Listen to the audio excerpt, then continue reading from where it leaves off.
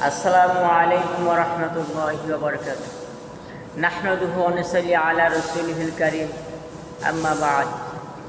প্রশংসা করছি মহান আল্লাহ তাআলার জন্য, যিনি বিশ্ব জগতের প্রতিপালক, যিনি বিশ্ব জগতের রব।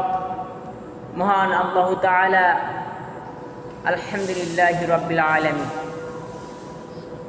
লাখো কোটি দরুদ সালাম বর্ষিত হোক তিনি রাহমাতুল লিল আলামিন, সাইয়্যিদুল মুরসালিন, খাতামুন নবিয়্যিন জনাব হযরত মুহাম্মদ মুস্তাফা সাল্লাল্লাহু আলাইহি ওয়াসাল্লাম। সম্মানিত ভাই ও বোনেরা, আমি এখন এই মুহূর্তে আছি ভবানীপুর ফকিরতলা শাহী জামি মসজিদ।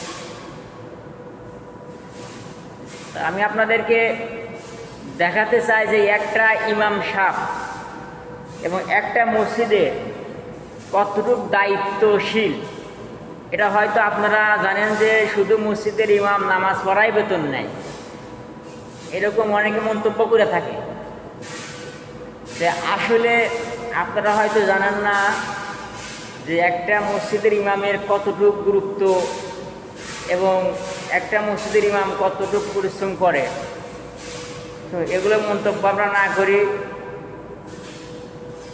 এগুলো মন্তব্য করা ঠিক না। কারণ একটা আলেমকে নিয়ে আপনি মন্তব্য করবেন ঘরে বসে থেকে, আপনি আলেম সম্পর্কে কী জানেন? আপনাকে আলেম যদি জানাজা না করে, আপনাকে আলেম যদি শিক্ষা না দেয়, আপনাকে আলেম যদি জ্ঞান না দেয়, আপনি তো জানতেই পারবেন না যে দিন কী জিনিস। আপনি দিন বোঝেন? আপনারা দিন বোঝেন না। দিনকে বুঝতে হবে। দিন হচ্ছে আলো, আর এই আলো তাদের মধ্যেই আছে যারা কোরআন বোঝে, সুন্নাহ বোঝে।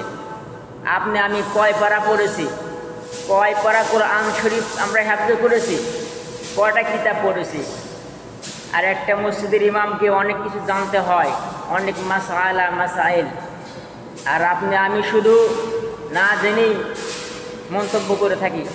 তো আমরা অবশ্যই একটা আলেমকে নিয়ে, একটা ইমামকে নিয়ে মন্তব্য করা থেকে বিরত থাকবো ইনশাআল্লাহ। ওয়া আখিরু দাওয়ানা আলহামদুলিল্লাহ।